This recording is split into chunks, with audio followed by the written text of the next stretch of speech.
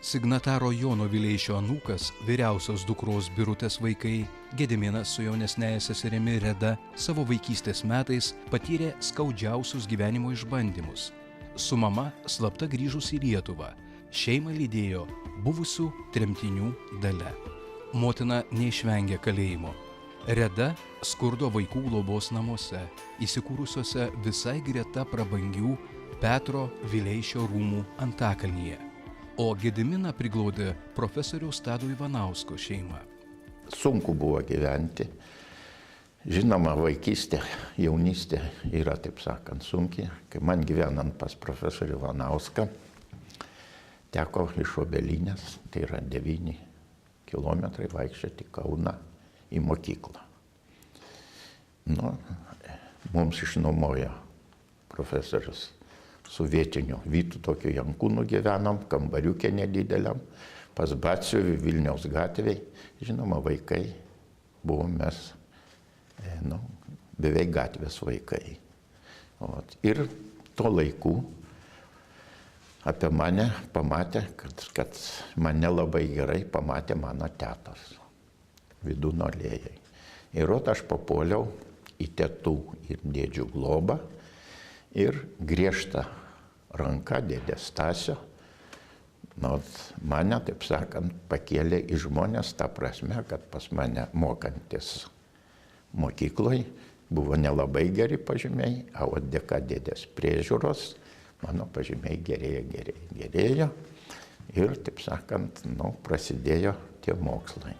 Sovietmečiu naujai knygose perrašyta Lietuvos istorija nenumarino savo herojų. Jų vardai išliko žmonių atmintyje. Apie Vileišių giminės darbus žinojo net tie, kurie visai kitoje dvasioje, nei jie savo laiku kūrė Lietuvą.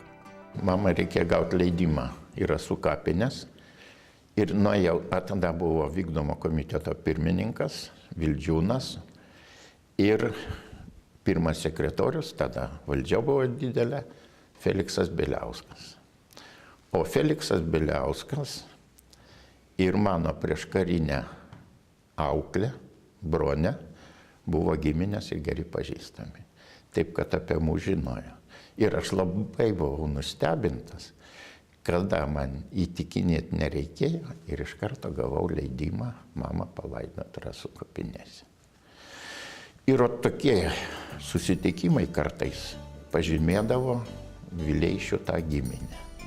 Jeigu taip paminėti, sovietmečiu labai Vileišio pavardė buvo ignoruojama. Ir kada Romas Šarmaitis savo žurnale ar Pergalė, ar kurioje ten parašė apie Petrą Vileišį kaip bioburžuazinį nacionalistą, biškį mūsų įžeidė, taip sakant, bet jau buvo pirmas paminėjimas. Su naujai atkurta Lietuva atgimė ir mūsų pirmųjų valstybingumo kūrėjų vardai ir biografijos. Pasvalio vidurinė mokykla pasivadino žymiausiojo savo kraštiečio Petro Vileišio vardu. Po jo stogu įsikūrė Vileišiečių organizacija ir Petro Vileišio fondas.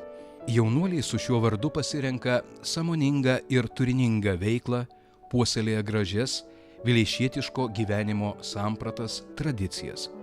Vileišiečių organizacijos nariai, jie yra aktyvesni, imlesni naujovėms, mes domimės, turim tikslą, kurio mes siekiam, o paprastas moksleivis gal tiesiog nėra toks. Tiesiog visi mes sudarom bendrą didelę šeimą, kuri siekia bendrų tikslų, mes tiesiog domimės to visų Petro Vileišio gyvenimu ir norim sekti jo pavyzdžiu. Organizacija kelia savo tikslus, kad reikia būtent pažinti Petrą Vileišį kaip asmenybę, kaip žmogų, puoselėti jo atminimą. Ir taip pat mes norime būtent dirbti Petro Vileišio būtent idėjomis, mintimis. Vileišiečių organizacija tai ir daro. Tai ne tik Petro Vileišio atminimo puoselėjimas, ne tik keliavimas jo gimtaisiais takais, bet ir išlaikymas savo Lietuvos būtent tradicijų. Tai yra papročiai, tradicijos, kas liečia mūsų Lietuvos valstybę, ką mes galime išsaugoti, ką mes turime joje. Ir Vileišiečių organizacija tom kryptimis labai dirba. Norėjau turėti draugų, kad vienam nebūt nuobodu. Sekti Vileišio pėdom, vien minčiams burtis krūvom. Aš dirbsiu, kiek spėkos man leis, kovosiu už tuos, kur ateis. To noriu ir tuo aš tikiu, tik gėrio mes sieksim kartu. Vileišiečių organizacija palaiko ryšius su Vileišių giminės atstovais, gyvenančiais ne tik Lietuvoje, bet ir įvairiausiose pasaulio šalyse. Signataro Jono Vileišio jauniausia dukra Rita Vileišytė Bagdonienė, gyvenanti Jungtinėse Amerikos valstijose, užrašė savo vaikystės atsiminimus. Greta akademinių leidinių apie Vileišių veiklą pasirodė šiek tiek kitokia knyga Tolimi vaizdai, sušildyta betarpiškomis emocijomis, pasakojanti šeimos istoriją. Taip jau nutiko, kad asmeninių išgyvenimų knyga tapo svarbi ir visuomeniai, nes joje kalbama apie žmones, kurie kūrė Lietuvos istoriją. Jaunąją kartą prasmingai veiklai įkvepia brolių Vileišių darbai, kurie 20-ojo amžiaus pradžioje tapo tvirtų materialinių ir dvasinių pamatų, ant kurio kūrėsi nepriklausoma Lietuva.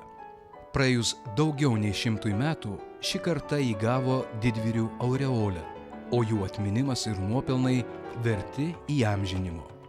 Ne visada sulaukiama atgarsio, kurio reikėtų tikėtis iš brandžios visuomenės.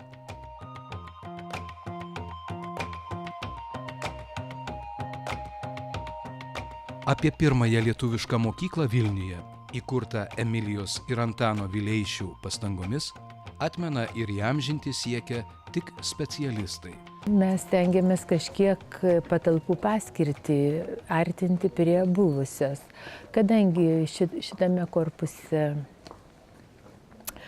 jau mes turėjome daugiausia žinių, kad čia yra, kaip sakant, mūsų nuomonė, vertingiausia funkcinė paskirtis, kuri buvo šitame vienuolyne, nes anksčiau čia buvo sandėliai, ūkinės patalpos, infirmariumas, reiškia ligoninė vienuolyno. Tai vertingiausias laikotarpis tai būtent ir buvo ta pirmosios lietuviškos mokyklos laikotarpis. Todėl mes norėjome akcentuoti tą laikotarpį ir pirmajam variante, eskiziniam, dar buvo, pirmame aukšte buvo įrengtos kelios auditorijos ir kampe buvo muziejinė patalpa skirta, kurioje turėjo būti ekspozicija apie pirmąją lietuvišką mokyklą ir Lietuvos mokslo draugijas. Vėliau šiek tiek keičiantis tiek užsakovo poreikiams ir kadangi mokslo ir technikos rūmų jau niekam nebereikėjo pasikeitus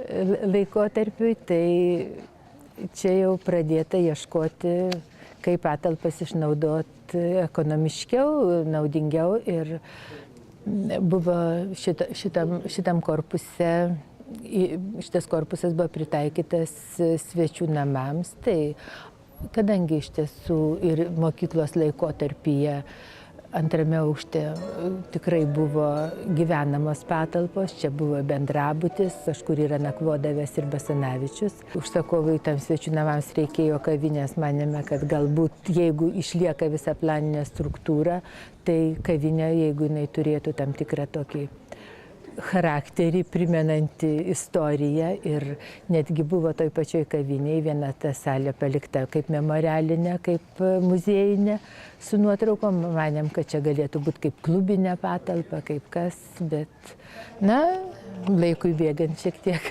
pasikeitė poreikiai, pasikeitė interjeras ir ta ekspozicija išnyko.